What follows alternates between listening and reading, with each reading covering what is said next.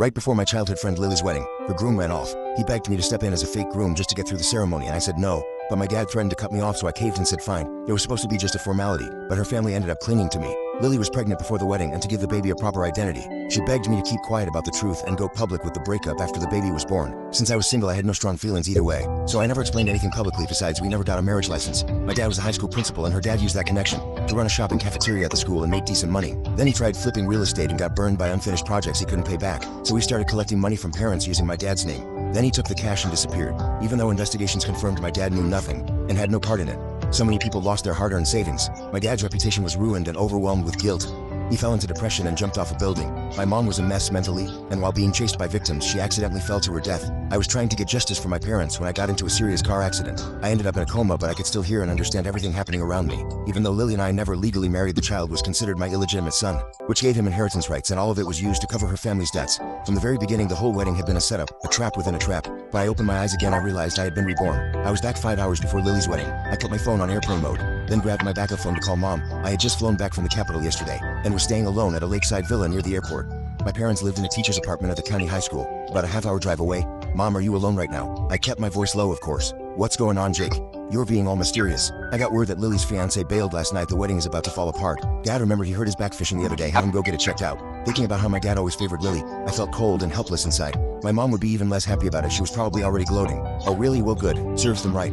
I always said the family was shady, and the groom they picked was worthless too. I know what to do.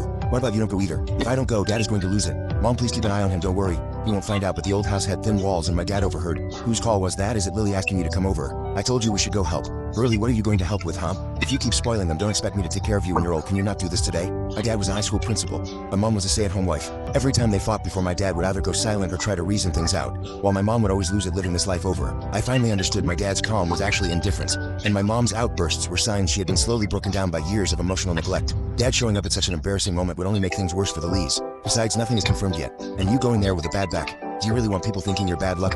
I had always respected my dad. This was the first time I ever talked to him like that. He paused, then said awkwardly, "All right, Jake, but make sure you look out for them when you get there." I gave a cold response and hung up, then drove toward the old part of town, one hand on the wheel. Eyes sharp, my mind running a mile a minute. I had to go to Lily's wedding, but I couldn't just show up empty-handed. A name popped into my head out of nowhere: Claire. She was the most popular girl in high school and the one I had a secret crush on. She was the only girl I could actually talk to back then. She once got hit with rumors at school. I helped her out, and somehow we ended up tangled in a rumor ourselves. So we kept our distance after that, after we got into college. She went south and I went north. The pressure of school and building a business made things hard, and I was awkward with words. Things never went anywhere, and at every reunion, we barely nodded at each other. Getting a second chance at life, I didn't want any more regrets I needed to break out of. Today's situation, but asking something like this out of nowhere in person. I wasn't sure if she would go for it. I called her. After a few rings, she picked up. "Hey Jake, Claire, sorry to bother you out of the blue. I need a favor." I tried to sound calm and confident, but my palms were sweating like crazy. "What's up? Pretend to be my girlfriend just for today. Can you do that?" There was silence on the other end.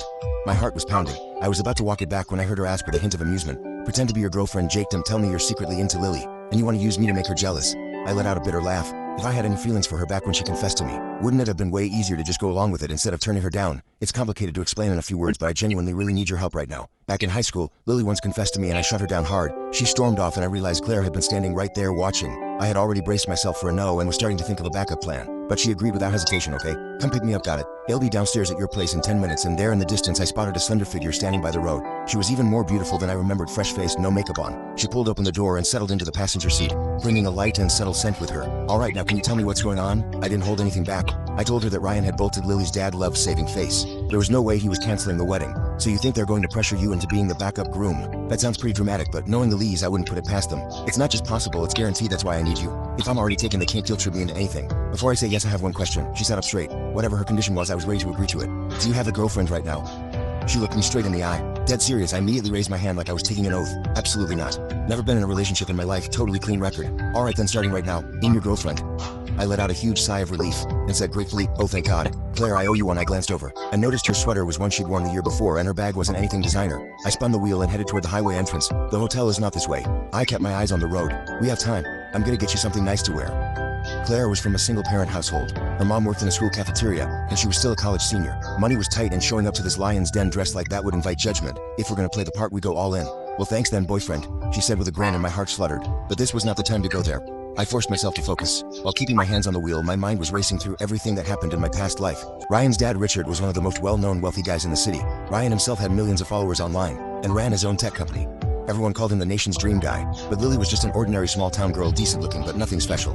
Her grades were terrible. She barely scraped by on her college entrance exam and ended up at a third-rate school. But then her sophomore year, the same as Ryan suddenly started pursuing her heart. Ryan already had a fiancé, so they kept the relationship. It went over 3 years until Lily got pregnant, and the family had a financial crisis, and Ryan wanted to end things with her, so he could go through with his original engagement. That's when the wedding got called off last minute, and they needed me to step in as a replacement letter. My called world flala landed in the Kona, into the woody down whenever legally marrying, and they were one size the tell with caring as my fought apart had a pilot. He had already never died had to meet his son. But somehow they made it happen like they had some kind of superpower. The only reason I lasted 2 more years in that hospital room was because my buddy Tony came to visit me every single day. Then one day Tony told me Lily had died during childbirth along with a baby, and Ryan had successfully married his fiancée. It all clicked into place. From the very start, Ryan's real target was me. I was a student at a top university, majoring in computer science, replicate on AI and distributed essence. Andrea in sophomore year, I co-signed a startup with 2 Labs juniors called Novative. And due 1 year, we landed a 4th gen during solve contributing, and in only a startup with keen industry distributor. Top tech companies acquired the technology and took strategic stakes, which brought us massive returns. Now our second gen system Cosmos was in closed beta, and just from a few test data leaks, it had already caught the close attention of major drone manufacturers and several defense-backed investment firms. All of them were reaching out, and the most aggressive of them all was Ryan's company Skydome Tech. The family had started in real estate, and were once the wealthiest family in town. The real estate guard had been imploding for years, and were facing a serious cash flow crisis. And one thing kept his family until to get Skydome Tech and their plus splice after the company fell into Ryan's hands and became the rocket fuel that launched Skydome at the top. Pulling the whole family back from the edge of bankruptcy this time around, I was going to make them pay for every single thing they did. An hour later, inside the most upscale mall in the city, I did clear in a something free look I don't know fashion. But going with the most extensive stuff is usually a safe bet when she stepped in our fitting room. She was radiant, her comfort was stunning. She was expensive right on up. Cleared and Mickey Foster push bat, she just stood out of a total 8. 6 buttering.